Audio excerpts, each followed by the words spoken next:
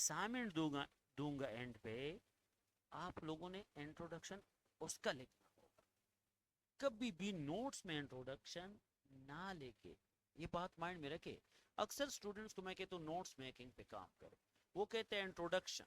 देखो वो इंट्रोडक्शन सिर्फ वर्ड लिखो बस, आगे मुझे पता है कि इस पे जो सवाल होगा उसका इंट्रोडक्शन लिखना होगा। तो आप लोगों ने क्या करना है, नेचुरल रिसोर्सेज पे सवाल जो है वो आप लोगों ने टैकल करना है, उसका इंट्रो लिखना है। ठीक है, समझ आ गई ना? शाबाश। अभी दूसरा लिखे, ये पहला हेडिंग होगा जो आप लोगों ने कवर करना है, जो कि आसान है, अकॉर्डिंग टू द क्वेश्चन लिखना होगा जो अभी मैं असाइनमेंट में दूंगा। द सेकंड थिंग जो आप लोगों ने कवर करना है, और जितने पॉइंट्स मैं बताऊं उतने कवर करने, classification of natural resources. Classification of natural resources. Classification आप लोगों ने कितने लिखने हैं? दो लिखने हैं, renewable energy resources and non renewable energy resources, and non renewable energy resources. और नॉन रिन्यूएबल एनर्जी रिसोर्सेज ये तकरीबन 6 7 8 जितनी भी है, और रिन्यूएबल भी 5 6 7 वो लिखने हैं आउटलाइन फॉर्म। डन? शाबाश। सर रिपीट करिए, मेरा वो डिस्कनेक्ट हुआ था मैं भी। Introduction according to the question जो मैं असाइनमेंट में दूंगा वही। इंट्रोडक्शन के बाद the second point is types of what? Natural resources. Types of natural resources में आपने renewable energy resources and non renewable energy resources, renewable resources and non renewable natural resources, इसके 7 8 पॉइंट्स लेके 6 7, और इसके भी 6 7 8 जितनी भी है। ठीक है, ये पॉइंट फॉर्म में लिखना है। दूसरा हेडर मैंने बता दिया। तीसरा point, natural resources of Pakistan. Natural resources of Pakistan लेके, नेचुरल रिसोर्सेज ऑफ पाकिस्तान पे आप लोगों ने कम से कम 8 to 10 हेडिंग्स देने हैं, जस्ट रिसोर्सेज बताने हैं। ठीक है, just natural resources of Pakistan जितनी भी है बताने।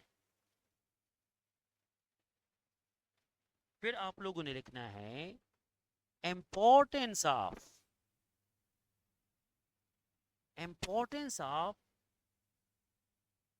Natural resources. नेचुरल रिसोर्सेज की क्या इंपॉर्टेंस है?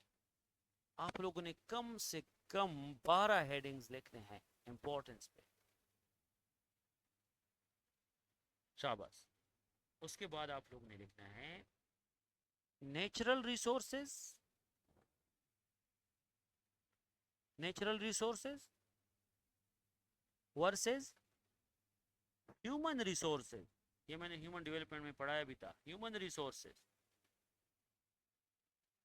Natural resources versus human resources, just एक पैराग्राफ बताना है, कोरिलेशन। जस्ट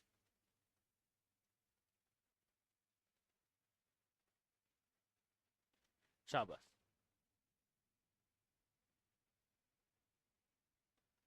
उसके बाद आप लिखे Pakistan is rich in resources, is rich in resources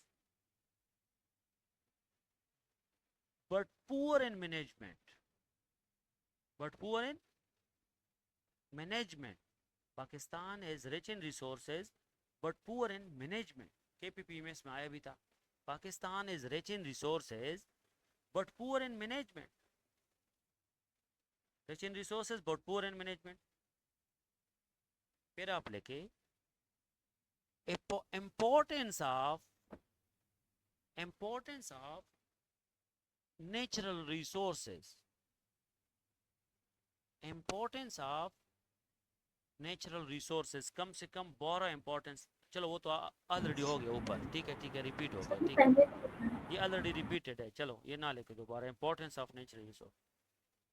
उसके बाद लेके चलो ये इंपॉर्टेंट वाला हटा दे, why Pakistan has failed to manage its natural resources. Why Pakistan has failed to manage its natural resources? उसके बाद आप लोगों ने लिखना है why Pakistan has failed to manage natural resources, importance के बाद फिर लिखे way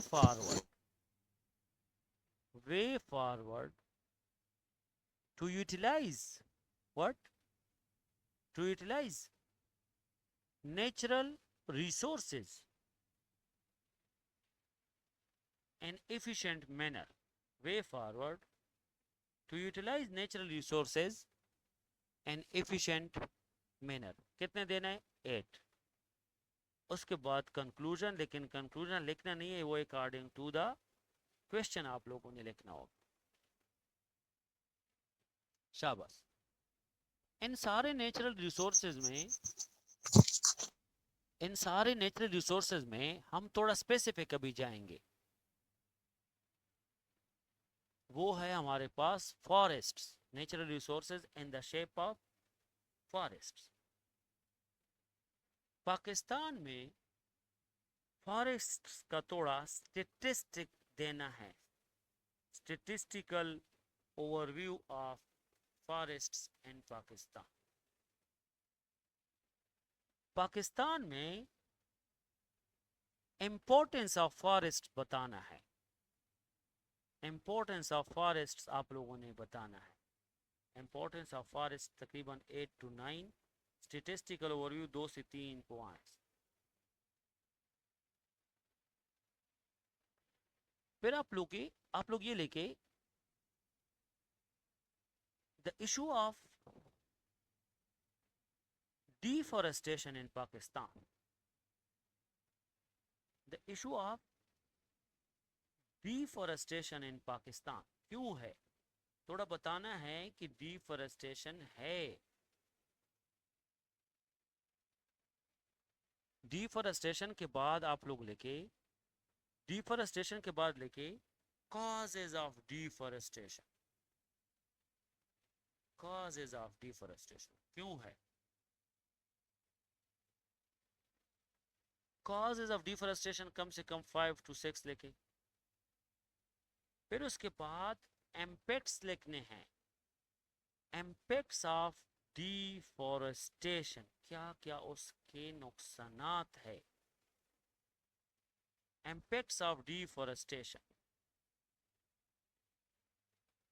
फिर उसके बाद लिखे way forward, solutions to address, solutions to address what, to address the issue of deforestation। फिर उसके बाद है reforestation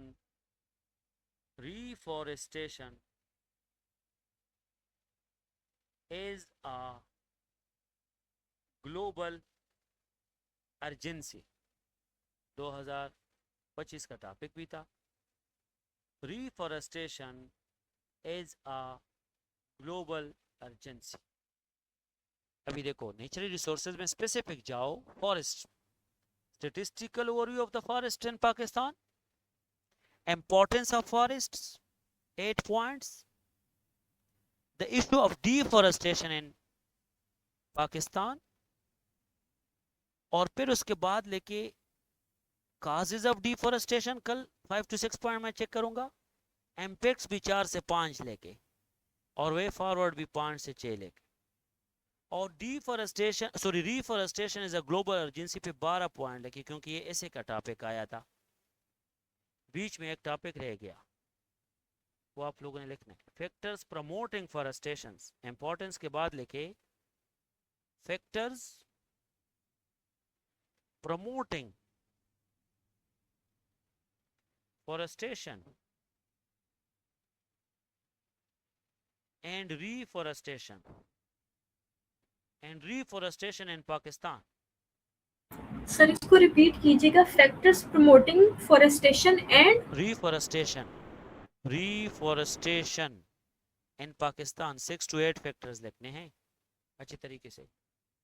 सो आज आप लोगों के नेचुरल रिसोर्सेज जितने भी पॉइंट्स है जनरल वे में वो लिखने, particularly related to forests, statistical overview of forests, importance of forests, factors promoting forest तीसरे नंबर पे लेके, factor promoting forestation and reforestation, the issue of deforestation in Pakistan, the issue of deforestation के बाद impacts of deforestation, impacts of deforestation के बाद लिखो way forward या solutions to address the issue of deforestation, कि इस इशू को एड्रेस कैसे करें. Reforestation as a global urgency 12 points लेके. तो ये आप लोगों का टॉपिक कवर हो जाएगा जो कि नेचुरल रिसोर्सेज का जनरल टॉपिक था, पर्टिकुलर रिलेटेड टू फॉरेस्ट्स. ये कल तक मैं चेक करूंगा. सर ये जो फैक्टर्स प्रमोटिंग फॉरेस्टेशन और इसकी जो सॉल्यूशन टू एड्रेस डिफॉरेस्टेशन ये तो सेम नहीं है. एग्जैक्टली अभी आप समझ गए. ये वाली सॉल्यूशंस वाली बात और सॉल्यूशंस के साथ साथ reforestation is a global urgency और कुछ ये वाले जो फैक्टर्स है इसमें कुछ चीज़ें पर्टिकुलर है कुछ जनरल है. तो मैं समझता हूँ यहाँ पे आप जनरल लिखो वहाँ पे पर्टिकुलर. ठीक है,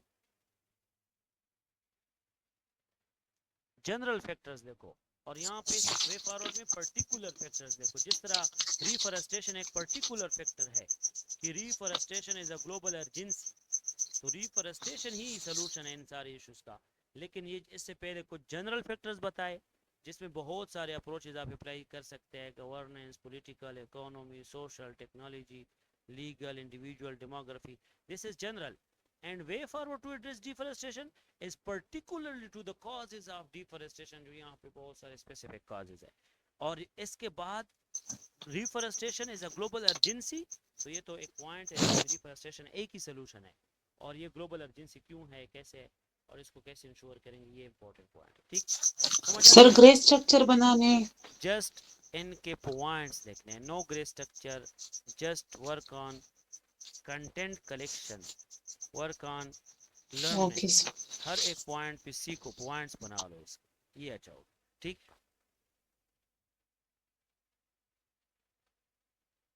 शाबाश. इसमें कोई क्वेश्चन? सर जो पहले वाला असाइनमेंट है वो प्रॉपर क्वेश्चन की तरह उसको अटेम्प्ट करना है और सेकंड वाले में कंटेंट जनरेट करना है. जो पहला वाला है ना उसको अच्छे तरीके से जी सर. करें. पहले